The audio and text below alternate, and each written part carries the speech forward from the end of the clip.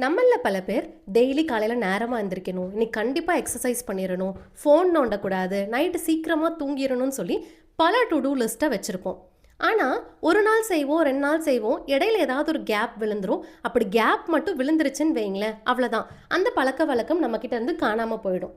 அது எங்கே போச்சுன்னு தெரியாது. திரும்ப அதை ப்ராக்டிஸ் பண்ணுறது ரொம்ப கஷ்டம். நான் அதை எப்பப்பெல்லாம் ஃபேஸ் பண்ணியிருக்கேன்னு பார்த்தீங்கன்னா, சோஷியல் மீடியாவில் கண்டினியூஸாக என் பிஸ்னஸை ப்ரமோட் பண்ணி கண்டென்ட் க்ரியேட் பண்ணணும்னு நினைப்பேன். 10 நாள், 15 நாள், 1 மாதம், 2 மாதம் கூட கன்சிஸ்டண்ட்டாக பண்ணியிருக்கேன். பட் இடையில ஏதாவது ஒரு சின்ன ஃபேமிலி ஃபங்க்ஷனோ இல்லை ஏதாவது ஒரு ஹெல்த் இஷ்யூவோ வந்துருச்சுன்னா, அது என்னமோ 2 நாளாக தான் இருக்கும். பட் அதுக்கப்புறம் கண்டினியூஸாக பண்ணுறதுக்கு ஸ்டார்ட் பண்ணுறதுக்கு பார்த்தீங்கன்னா, எனக்கு ஒரு 2 மந்த்ஸ் டைம் எடுத்துரும். அந்த 2 மந்த்ஸ் ஃபுல்லாக பிரேக்காக மாறிடும். இப்படிப்பட்ட இஷ்யூவிலிருந்து வெளியே கொண்டு வரதுக்கு நான் படித்த one of the interesting books தான் ஜேம்ஸ் கிளியர் எழுதின அட்டாமிக் ஹேபிட்ஸ் அப்படின்ற புக். பல லட்சம் காப்பீஸ் இந்த புக் விற்றுருக்கு. எல்லாருமே இதை பற்றியே பேசுகிறாங்களே, அப்படி என்னதான் இருக்குது, அப்படி இந்த புக்காக நம்மளை மாற்றிட போகுது அப்படிங்கிற ஒரு திமிரில் தான் இந்த புக்கை நான் படிக்க ஆரம்பித்தேன். பட் அஃப்கோர்ஸ் எனக்கு கொஞ்சம் மாற்றிருக்கு அப்படின்னு நான் நம்புகிறேன். அந்த மாற்றம் என்னோட பிஸ்னஸ்க்கு ஹெல்ப்ஃபுல்லாக இருந்தது.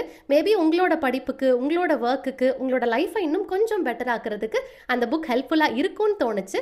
அதனால தான் இந்த வீடியோவில் அந்த புக்கை பற்றி நான் பேச போகிறேன். நான் சௌமியா அண்ட் இதனோட சேனல் சௌமியா ஸ்ரீனிவாசன். புக்கை பற்றி பேசுகிறதுக்கு முன்னாடி ஆத்தரை பற்றி சொல்லிடுறேன். ஏன்னா இப்படிப்பட்ட புக்கை ஒருத்தர் எழுதியிருக்காரு அப்படின்னா அவரை பற்றி யாரும் நம்ம தெரிஞ்சுக்கணும் இல்லைங்களா.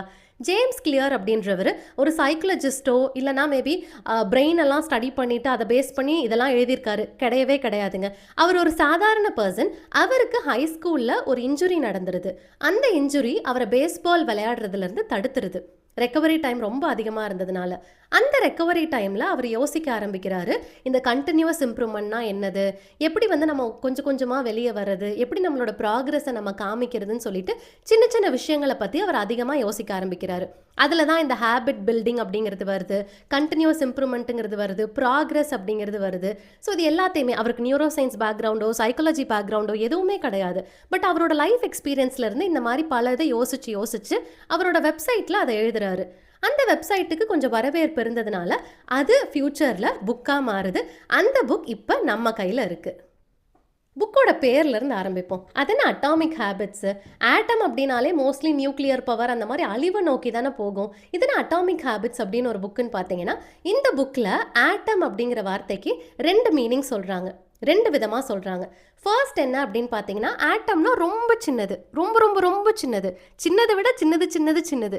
ஸோ அப்படி இருக்கக்கூடிய சின்னது என்னன்னா, நீங்கள் டெவலப் பண்ணிக்கக்கூடிய ஹேபிட் அப்படிங்கிறது ரொம்ப விசிபிளாக பெருசாக இருக்கணும்னு அவசியம் இல்லை. டெய்லி குட்டி குட்டி குட்டி விஷயங்களை நீங்கள் மாற்றினீங்கன்னா கூட அது நல்லது, உங்களுக்கு நல்லது. அது பெருசாக இருக்கணும், பெருசாக பண்ணணுன்ற அவசியம் இல்லைன்னு சொல்ல வர்றாரு. இனி ஒரு இடத்துல ஆட்டம் அப்படிங்கிறது எப்படி யூஸ் பண்ணுறாருன்னு பார்த்தீங்கன்னா, எப்படி ஒரு ஆட்டம் பாம் குட்டியாக இருந்தாலுமே அது வெடிக்கிறப்ப மிகப்பெரிய ரிசல்ட்டை கொடுக்குதோ, அதே மாதிரி மிகப்பெரிய ரிசல்ட்டை கொடுக்கணும் அப்படிங்கிற இடத்துலையும் இந்த ஆட்டம் அப்படிங்கிற விஷயத்தை யூஸ் பண்ணுறாரு. ஸோ சிம்பிளாக சொல்லணும்னா, நீங்கள் உங்கள் லைஃப்பில், உங்கள் பிஸ்னஸில், உங்கள் படிப்பில், உங்கள் வேலையில் செய்யக்கூடிய சின்ன சின்ன சின்ன சேஞ்சஸ், நீங்கள் டெவலப் பண்ணக்கூடிய குட்டி குட்டி குட்டி ஹேபிட்ஸ் மிகப்பெரிய ரிசல்ட், நினச்சி பார்க்க முடியாத அளவுக்கு ஒரு ரிசல்ட்டை கொடுக்க போகுது. அதனால தான் இது அட்டாமிக் ஹேபிட்ஸ் அப்படின்னு சொல்கிறாங்க. அது மட்டும் இல்லாமல் இந்த புக் சொல்கிற ரொம்ப ரொம்ப முக்கியமான விஷயம் என்ன அப்படின்னு பார்த்தீங்கன்னா, மாற்றம் அப்படிங்கிறது ஒரே நாள் நைட்டு நடந்துச்சு அப்படின்னா அது ரொம்ப நாளைக்கு கன்சிஸ்டண்ட்டாக இருக்காது. ஃபார் எக்ஸாம்பிள், நீங்கள் ஸ்மோக்கிங்கை குவிட் பண்ணணும்னு நினைக்கிறீங்க. ஒரே நாள் நைட்டில் டக்குன்னு நீங்கள் உங்கள் ஒய்ஃப் மேலேயோ குழந்தைங்க மேலேயோ ப்ராமிஸ் பண்ணதுனால குவிட் பண்ணுறீங்க அப்படின்னா அது குவிட் பண்ணது லைஃப் லாங் அப்படியே இருக்காது. அந்த ப்ராமிஸ் ஒரு நாள் மறையும், திடீர்னு ஒரு நாள் ப்ரெஷர் வரும், நம்ம அதுக்குள்ளே அண்டர்கவுண்ட் பண்ணுவோம். அதுக்கு பதிலாக மெல்ல மெல்லமாக நம்மளை நாமே டீஅடிக்ட் பண்ணிக்கிறது. அதுக்கு பதிலாக என்ன பண்ணலாம், அதுக்கு ஆல்டர்னேட் என்ன பண்ணலாம், அதை எப்படி மறக்கலாம், அதில் என்னென்ன நெகட்டிவ் இருக்குது, இந்த மாதிரி மெல்ல மெல்லமாக நம்மளை நாமே டீஅடிக்ட் பண்ணிக்கிறப்ப அந்த ப்ராசஸ் திரும்ப அதை நோக்கி போகணுங்கிற எண்ணம் இது கண்டிப்பாக நமக்கு வராது. இந்த புக்கில் ரொம்ப முக்கியமான ஒரு பிரின்சிபல் பற்றி சொல்லியிருக்காங்கங்க, 1% பிரின்சிபல் அப்படின்றது. 1% பிரின்சிபல் அப்படின்னா என்னென்னா, நான் இன்னைக்கு இருந்ததை விட நாளைக்கே 1% பெட்டர் ஆகணும், நாளைக்கு இருக்கிறத விட நாளானைக்கே 1% பெட்டர் ஆகணும். அது எந்த விதத்தில் வேணால் இருக்கலாம். என்னோட தாட் ப்ராசஸில் இருக்கலாம், இல்லை நான் நடந்துக்கிறதுல இருக்கலாம், என்னை நானே பார்த்துக்கிறதுல இருக்கலாம், என்னை சுற்றி இருக்கிறவங்களுக்கு நான் செய்கிறதா இருக்கலாம், என் பிஸ்னஸ்க்கு நான் பண்ணக்கூடியதாக இருக்கலாம், ஏதோ ஒன்று. அதில் குட்டி குட்டியாக 1% பெட்டர் 1% பெட்டர்னு நான் ஒர்க் பண்ணேன் அப்படின்னா அதோட காம்பவுண்டிங் எஃபெக்ட் ஒரே வருஷத்தில் என்ன நான் முன்னாடி வருஷத்தோட ஆரம்பத்தில் இருந்ததை விட வருஷத்தோட முடிவில் 37 மடங்கு பெட்டர் பர்சனாக மாற்றும். அதுதான் காம்பவுண்டிங் எஃபெக்ட். இதே ரிவர்சல்ல, இன்னைக்கு இருக்கிறத விட நாளைக்கு 1% நான் மோசமாக போகிறேன், அடுத்த நாள் 1% மோசமாக போகிறேன், அதிலிருந்து அடுத்த நாள் 1% மோசமாக போகிறேன். இப்படி போச்சுன்னா ஒரே வருஷத்தில் என்னோட லெவல் கிட்டத்தட்ட 0. உங்களோட பேங்க் அக்கௌண்ட்டில் காம்பவுண்ட் இன்ட்ரெஸ்ட் போட்டு வட்டி கனெக்ட் பண்ணுவீங்க இல்லையா, அதே ப்ராசஸ் தான், அதே மெத்தடாலஜி தான் இதுலேயும். இதை 1% பிரின்சிபல் அப்படின்னு சொல்கிறாரு. ஸோ அவர் எடுத்துன்னேயுமே நான் ஆல்ரெடி சொன்ன மாதிரி மேஜர் மாற்றம், மேஜர் சேஞ்சஸை கண்டிப்பாக எக்ஸ்பெக்ட் பண்ணலை, அதை பண்ணணும்னு அவர் சொல்லவே கிடையாது. அந்த 1% பிரின்சிபலை தான் புக் ஃபுல்லாகவே அவர் ஹைலைட் பண்ணுறாரு. அடுத்தது இந்த புக்கில் எனக்கு ரொம்ப ரொம்ப ரொம்ப பிடிச்ச விஷயம் என்ன அப்படின்னு பார்த்தீங்கன்னா, கோலையும் சிஸ்டமையும் அழகாக டிஃப்ரென்ஷியேட் பண்ணி ஆத்தர் காமிச்சிருக்காரு. ஃபார் எக்ஸாம்பிள், ஒரு 2 அத்லெட்ஸ் இருக்காங்க, 2 பேருமே ஓட்டப்பந்தய வீரர்கள். அவங்க 2 பேருக்குமே அந்த காம்படிஷனில் ஜெயிக்கணும் அப்படிங்கிறது தான் கோல். அதுதான் அவங்களோட ஆசை, உச்சபட்ச ஆசை, அந்த காம்படிஷனில் எப்படியாவது ஜெயிச்சிடணும் அப்படிங்கிறது. ஆனால் முடிவில் ஒருத்தர் தான் ஜெயிக்கிறாரு. 2 பேருக்கும் ஒரே கோல் தானே, ஒரே ரோடில் தானே ஓடுனாங்க. இருந்தாலும் ஒருத்தர் ஏன் ஜெயிச்சாரு, ஒருத்தர் ஏன் ஜெயிக்கலன்னு பார்த்தீங்கன்னா, இந்த நடக்கிறதுக்கு முன்னாடி, இந்த ரேஸ் நடக்கிறதுக்கு முன்னாடி அவங்களுக்கு பின்னாடி இருக்கக்கூடிய சிஸ்டம், எப்படி ட்ரைனிங் பண்ணாங்க, எப்படி ப்ராக்டிஸ் பண்ணாங்க, உடம்பை எப்படி பார்த்துக்கிட்டாங்க, அதுக்கு முன்னாடி ஏதாவது பார்ட்டிக்கின்னு பண்ணாங்களா, அதுக்கு முன்னாடி வேறு ஏதாவது ஜங்க் ஃபுட்கின்னு சாப்பிட்டாங்களா, இல்லை ஏதாவது ஓவர் திங்கிங்கில் ஏதாவது சோகத்தில் இருந்தாங்களா, அவங்களுக்கான ஆம்பிஷன் எப்படி உருவாச்சு, அந்த கோல் சரி, எதனால் அந்த கோல், எதனால் அதை நான் ஜெயிக்கணும் அப்படிங்கிறதுக்கு ஒரு ரீசன் இருக்கும் இல்லையா, அது எல்லாத்தையும் தான் நம்ம சிஸ்டம் அப்படின்னு சொல்கிறோம். ஸோ கோல் அப்படிங்கிறது நீங்கள் போகக்கூடிய பாதை, சிஸ்டம் அப்படின்றது அந்த பாதையில் நீங்கள் என்ன பண்ண போகிறீங்க, எப்படி பண்ண போகிறீங்க, எப்படி போக போகிறீங்க. ஃபார் எக்ஸாம்பிள், சோஷியல் மீடியாவில் நான் டெய்லியும் போஸ்ட் பண்ணணும்னு நினைக்கிறப்ப என்னால் டெய்லி போஸ்ட் பண்ண முடியாது. ஏன் முடியாது? எனக்கு வேறு ஒர்க் வரும், வேறு கிளாஸ் வரும், ஃபேமிலி இஷ்யூஸ் ஏதாவது வரும், போயிடும்.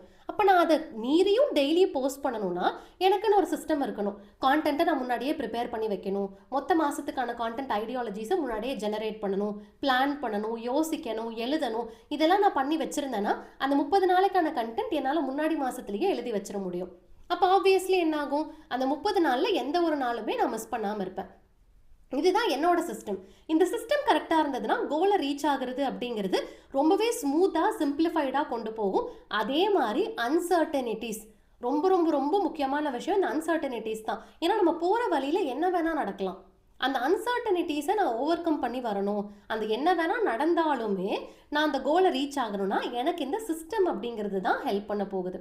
ஸோ பிஸ்னஸாக இருந்தாலும் பரவாயில்ல, நீங்கள் உங்களோட ஜாபில் இருந்தாலும் சரி, படிக்கிறீங்களா இருந்தாலும் சரி, உங்களுக்குன்னு ஒரு சிஸ்டம் டெவலப் பண்ணிக்கோங்க. அந்த சிஸ்டம் நீங்களே அந்த இடத்துல இல்லைனாலுமே உங்களோட வேலையை ஆட்டோமேட்டிக்காக அது நடத்திக்கிட்டே இருக்கணும். நிறைய பிஸ்னஸ் ஓனர்ஸ் இதை மிஸ் பண்ணிடுறோம். உங்கள் பிஸ்னஸ் உங்கள் தோள்களில் தான் இருக்குது. நீங்கள் உடம்பு சரியாமல் ஒரு நாள் படுத்துட்டாலோ, ஒரு நாள் நீங்கள் எங்கேயாவது வெளியே போயிட்டாலோ அன்னைக்கு சேலே நடந்திருக்காது. கஸ்டமர்ஸ் அடுத்த நாள் உங்ககிட்ட கம்ப்ளைண்ட் பண்ணுவாங்க.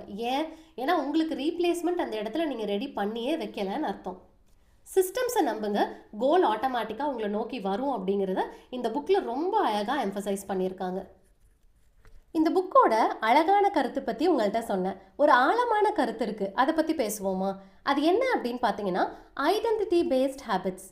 ஃபார் எக்ஸாம்பிள், எனக்கு டெய்லி போஸ்ட் போடணும்னு தோணுது, அதுதான் என்னோட ஹேபிட்டாக நான் பில்ட் பண்ணணும்னு நினைக்கிறேன் அப்படின்னா, நான் டெய்லி போஸ்ட் போடணும்னு சொல்லிகிட்டே இருந்தேனாலோ, இல்லை எல்லா டு டூ லிஸ்ட்லேயும் போய் இன்றைக்கி போஸ்ட் பண்ணணும்னு எழுதி வச்சேனாலோ அது நடக்காது. அதுக்கு பதிலாக ஆத்தர் என்ன பண்ண சொல்கிறாரு அப்படின்னு பார்த்தீங்கன்னா, அதை என்னோட அடையாளத்தோட கனெக்ட் பண்ண சொல்கிறாரு. நான் ஒரு கான்டென்ட் கிரியேட்டர்னு சொல்லி நம்ம மனசில் அதை ஆளை பதிய வைக்க சொல்கிறாரு. அது பதிந்துருச்சு அப்படின்னா ஆட்டோமேட்டிக்லி நம்ம டெய்லி கான்டென்ட் கிரியேட் பண்ணுற இடத்துக்கு போயிடுவோம். அதே மாதிரி நான் ரொம்ப டிசிப்ளினான பர்சன் அப்படின்னு சொல்லிக்கிறத விட, நான் என்னோட ப்ராமிசஸை மீற மாட்டேன். ஒரு வாக்கு கொடுத்துட்டேன்னா அதை நான் மீற மாட்டேன். இன்னைக்கு கிளைண்ட்டை பார்க்க போகிறேன்னு சொல்லிட்டேன்னா கண்டிப்பாக போயிடுவேன். இன்னைக்கு இந்த இடத்துக்கு வரேன்னு சொல்லிட்டேன்னா கண்டிப்பாக வந்துடுவேன். So obviously it makes me disciplined. நான் டிசிப்ளினாக இருக்கணும்னு எழுதுறதை விட, நான் வாக்க மீறாத நபர் அப்படின்னு சொல்கிறப்ப நம்மளோட ஐடென்டிட்டி மாறுது, நம்மளோட அடையாளம் அந்த இடத்துல மாறுது.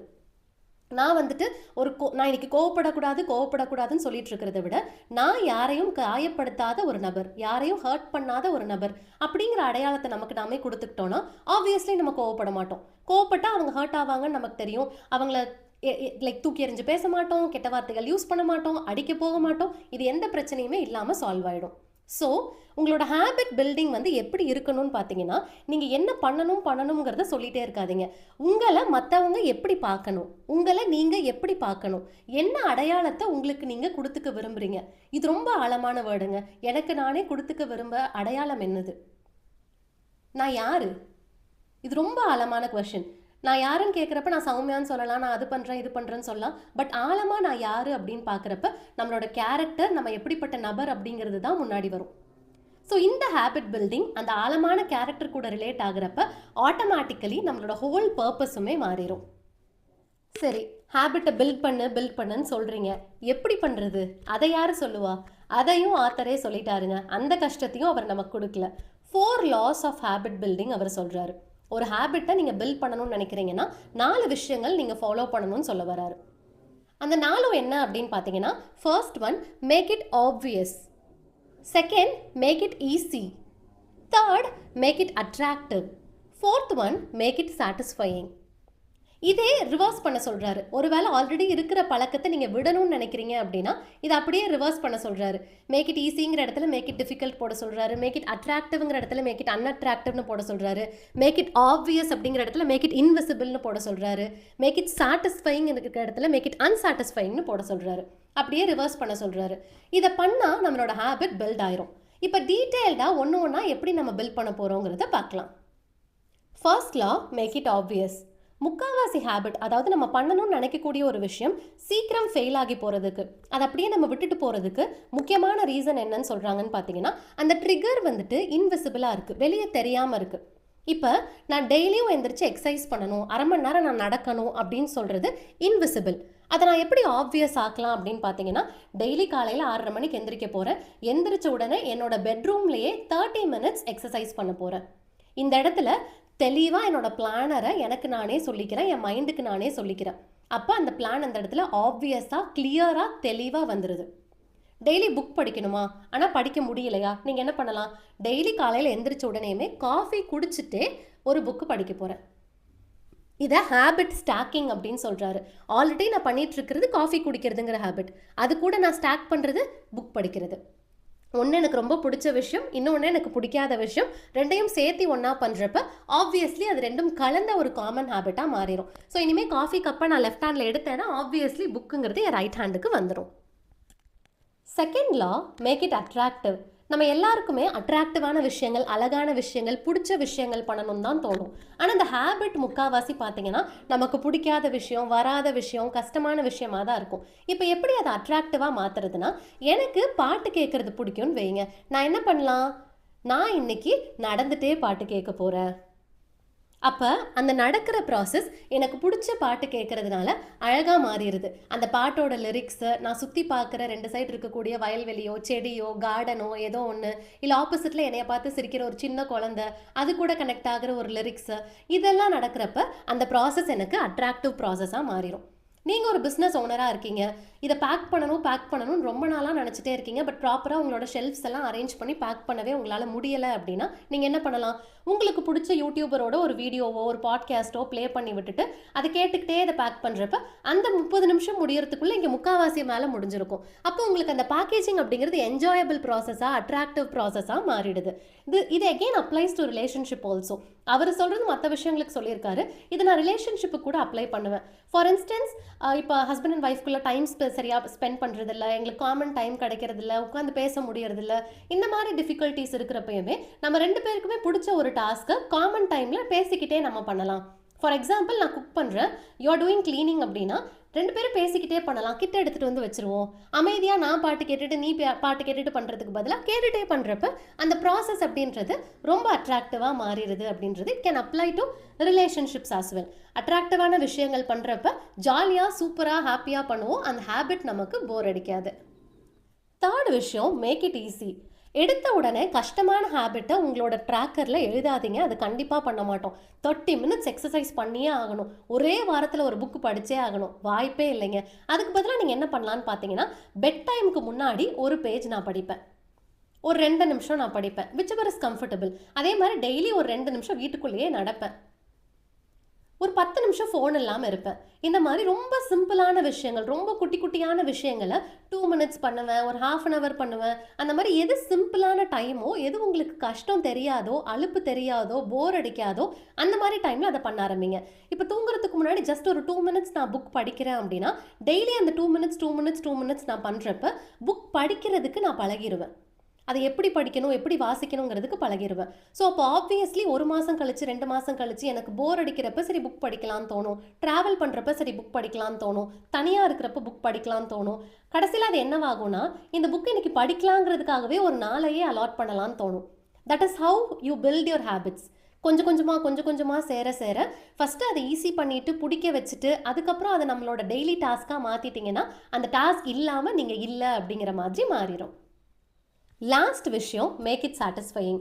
குழந்தைங்களாக இருந்தாலும் சரி பெரியவங்களாக இருந்தாலும் சரி நம்மளோட மைண்ட் எப்பயுமே ரிவார்ட்ஸ் எக்ஸ்பெக்ட் பண்ணும். இந்த ஹேபிட்டை நீங்கள் பில்ட் பண்ணிகிட்டே வாங்க. 1 வருஷத்தில் நீங்கள் எப்படி தெரியுமா இருப்பீங்க, 6 மாதத்தில் வெயிட் எல்லாம் குறைஞ்சிரும், 2 மாதத்தில் நீங்கள் சூப்பர் ஆயிடுவீங்கலாம் சொல்கிறப்ப அதெல்லாம் லாங் டேர்ம். அது வரைக்கும் எனக்கு என்ன, டெய்லி எனக்கு ஏதாவது கிடைக்கணும்ல அப்படின்னு தோணும். அதுக்கு தான் ஹேபிட் ட்ராக்கர் அப்படின்னு சொல்லி ஆன்லைனில் நிறைய பேர் சேல் பண்ணுறாங்க. ஃபார் எக்ஸாம்பிள் அது ஒரு ஸ்ட்ரீக்ஸ் மாதிரி நீங்கள் போடலாம். இன்றைக்கி இதை கம்ப்ளீட் பண்ணிட்டேன், லெவல் 1 வேறு level, level 2 super, level 3 awesome. ஒரு கேம் விளையாடுறப்ப அடுத்தடுத்த லெவலுக்கு போகிறப்ப புதுசாக கிஃப்ட்ஸ் வரப்போ நமக்கு எவ்வளோ சந்தோஷம் கொடுக்குது. அதே மாதிரி இந்த ஹேபிட் ட்ராக்கரில் நீங்கள் ஒரு லெவல் கிளியர் பண்ணுறப்ப அவ்வளோ சந்தோஷம் வரும். இந்த அன்னைக்கு எனக்கு நைட் ரொம்ப தூக்கம் வருது, ரொம்ப டயர்டாக இருந்தாலுமே ஐயோ இந்த புக்கை படிக்கலைன்னா நம்மளால் டிக் பண்ண முடியாதே, டிக் பண்ணலைன்னா ஸ்ட்ரீக் போயிருமே, நான் ஒரு 10 நாள் ஸ்ட்ரீக் வச்சுருக்கேன், 11வது நாள் ஸ்ட்ரீக் போயிடுச்சுன்னா எனக்கு கஷ்டம்னு சொல்லி ஆப்வியஸாக அந்த இடத்துல அந்த 2 நிமிஷத்தை நம்ம இன்வெஸ்ட் பண்ணியே தான் தீருவோம். என்ன ஆகுதுன்னா எனக்கு இந்த ப்ராசஸ் அந்த ஸ்ட்ரீக் போடுறப்ப அப்பா சாட்டிஸ்ஃபைடாக இருக்குது. இப்போ தான் அந்த டிக் மார்க் போடுறப்ப அவ்வளோ ஒரு சந்தோஷம். அந்த டூல் வந்து என்னைய பாராட்டுறப்ப இல்லை அந்த ட்ராக்கரில் எல்லாம் ஃபில்லாக இருக்கிறத பார்க்குறப்ப அப்படி ஒரு திருப்தி கிடைக்கும். அந்த திருப்தி உங்களை அடுத்தடுத்து நகர்த்தும். ஃபஸ்ட்டு 3 விஷயமே பார்த்தீங்கன்னா நீங்கள் சம்மந்தப்பட்ட விஷயம், ஃபஸ்ட்டு 3 லாஸுமே. பட் 4வது வந்து எக்ஸ்டர்னல் ரிவார்ட்ஸ் சம்மந்தப்பட்டது. ஏன்னா ரிவார்ட்ஸ் கொடுக்குறப்ப அது யாராக இருந்தாலுமே ஒரு படி எக்ஸ்ட்ரா போகணும் அப்படிங்கிற எண்ணம் தோணும். அதுதான் உங்களோட மைண்டுக்கும் தோணும். லாஸ்ட்டாக ரொம்ப முக்கியமான விஷயம், நான் அடிக்கடி எனக்கு சொல்லிக்கிற விஷயம் என்னன்னு பார்த்தீங்கன்னா, never miss a same thing twice. For example daily ஒரு விஷயம் பண்ணணும்னு நீங்கள் டிசைட் பண்ணியிருக்கீங்க. இன்றைக்கி ஏதோ ஒரு ரீசன்னால் பண்ண முடியாமல் போயிடுச்சுன்னா அது ஆக்சிடெண்ட், பண்ண முடியாமல் போயிடுச்சு, அதை நீங்கள் உங்களை மன்னிச்சிடலாம். பட் நாளைக்கும் அதே ரிப்பீட் ஆகுது அப்படின்னா அந்த இடத்துல உங்கள் மைண்டு பழக ஆரம்பிக்குதுன்னு அர்த்தம். எதுக்கு பழக ஆரம்பிக்குது, அதை பண்ணாமல் இருக்கிறதுக்கு, ஏமாத்துறதுக்கு, சோம்பேறித்தனத்துக்கு பழக ஆரம்பிக்குதுன்னு அர்த்தம். 2வது நாள் விட்டுட்டிங்கன்னா 100% டேம் ஷியோர் அந்த ஹேபிட் உங்ககிட்ட இருந்து டிஸ்கண்டினியூ ஆக போகுதுன்னு எழுதி வச்சுக்கோங்க. அந்த 2வது டைம் மிஸ் ஆகிறதுக்கு விடுறீங்கன்னா அது நீங்கள் உங்களோட சாய்ஸில் தான் விடுறீங்க. நீங்கள் முடிவு பண்ணி தான் அதை விடுறீங்க, பண்ண முடியாமல் கிடையாது. நீங்கள் முடிவு பண்ணி வேணும்னே தான் அதை விடுறீங்க. பரவாயில்ல போகட்டும், அது வந்து உங்களோட டெசிஷனுங்கிறது ரொம்ப தெளிவாக அழகாக எக்ஸ்பிளைன் பண்ணுறாரு. ஸோ இந்த புக் பொறுத்த வரைக்கும் என்னன்னு பார்த்தீங்கன்னா, டாப் டு பாட்டம் ஒரே ஸ்ட்ரெச்சில் உட்காந்து படிக்காதீங்க. ஒரு பேராகிராஃப் இல்லை ஒரு பேஜ் படித்ததுக்கப்புறமா உங்களுக்கு நீங்களே ரிலேட் பண்ணி பாருங்கள். டக்குன்னு அந்த புக்கை மூடி வச்சுட்டு யோசிச்சு பாருங்கள், இது இப்படி நடந்துச்சுல நமக்கும், இது இப்படி ஆச்சுல நமக்கும், நம்மளும் இப்படி தானே பண்ணோம். அப்படி ரிலேட் பண்ணி படிக்கிறப்ப இந்த புக்கில் நம்ம அவுட்கம்ஸ் வரும் இல்லைங்களா. நாளைக்கு இந்த புக்கு படித்து முடிச்சதுக்கப்புறமா நம்ம ஒரு விஷயம் ட்ரை பண்ணி பார்க்குறப்ப அதுக்குன்னு சொல்லி ஒரு அவுட்கம் வரும்ல, அது அவ்வளோ பெரிய சந்தோஷத்தை கொடுக்கும். ஈஸியாக உங்களால் அந்த அவுட்கம்லேருந்து லைக் ரொம்ப தலைக்கே ஏற்றிக்க மாட்டீங்க. பரவாயில்ல இன்றைக்கி இந்த ஹேபிட் முடிஞ்சது, நாளைக்கு அடுத்த ஹேபிட்டுக்கு போகலாம், அது அடுத்த ஹேபிட்டுக்கு போகலான்னு சொல்லி அந்த பெட்டர் பர்சனாக நீங்கள் மாறிக்கிட்டே இருப்பீங்க. நான் என்னோடதில் என்ன ஸ்டார்ட் பண்ணுறேன்னு பார்த்தீங்கன்னா, இன்வெஸ்ட்மெண்ட் அப்படின்றது இந்த புக்குக்காக ஸ்டார்ட் பண்ணியிருக்கேன். இந்த புக்குக்காகனா இந்த புக் அவ்வளோ அழகாக இருந்தது, ஏதாவது உடனே நம்ம ஒரு ஹேபிட்டாக மாற்றணும் அப்படின்னா சேவிங்ஸ் அப்படின்றதுனால மந்த்லி இன்வெஸ்ட்மெண்ட் அப்படின்றத நான் ஒரு ஆப்ஷனாக ஸ்டார்ட் பண்ணியிருக்கேன். 2வது இப்போயுமே கொஞ்சம் இடைஞ்சலாக தான் இருக்குது இந்த கான்டென்ட் க்ரியேஷன் அப்படின்றது. பட் இருந்தாலுமே முடிஞ்ச அளவுக்கு எந்த அளவுக்காவது புஷ் பண்ணி டெய்லி கான்டென்ட் ஏதாவது ஒரு பிளாட்ஃபார்ம்லையாவது பண்ணிடணும்னு சொல்லி again I think from January 1 இன்னைக்கு வரைக்கும் ரெகுலராக இருக்கேன். ஏதாவது ஒரு பிளாட்ஃபார்ம்லையாவது ரெகுலராக இருக்கேன்னு நினைக்கிறப்ப I'm so proud of me. But அது இனி எல்லா பிளாட்ஃபார்ம்ஸ்க்கும் மாற்றணும், என் பிஸ்னஸ் ப்ரமோஷனுக்கு மாற்றி கொண்டு வரணும் அப்படின்னா I should stay consistent tell more.